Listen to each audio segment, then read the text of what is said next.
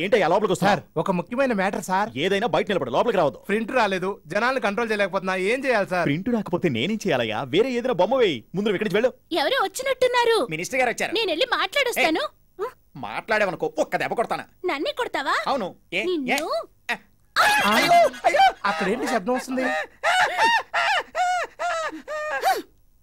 రాజగోపాల్ నన్ను కాపాడరా.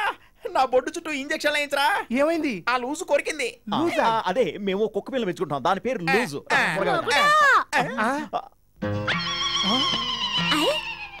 తలుపు తెరుచుకుంది. పిల్ల ఎక్కడయ్యా పిల్ల? అదిగో అక్కడే. పిల్ల లేదు అని చెప్తున్నా. లేదా? నా 2 కళ్ళతో చూశాను. నీ 2 కళ్ళతో చూసావా? అవి అబద్ధపు కళ్ళు.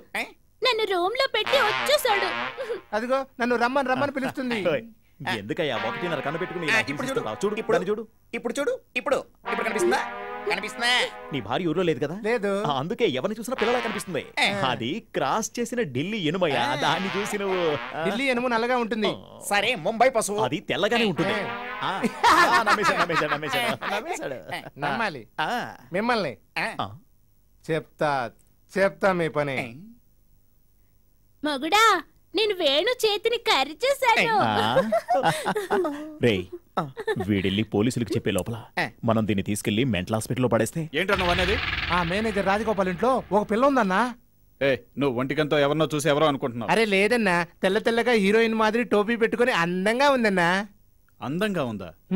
వాడి పెళ్ళం చచ్చిపోయిందని చెప్పాడే. కొంపదీస్తే నన్ను ఉంచుకున్నాడా? ఈ ఒక్క కారణం చెప్పి వాడి కథే ముగిస్తాను చూడు. అవునన్నా, మీరు ఎలాగైనా అల్లుడు అవుతారు, నేనే ఆ థియేటర్ కి మేనేజర్ అవుతా. టైం చూసుకొట్టాడే.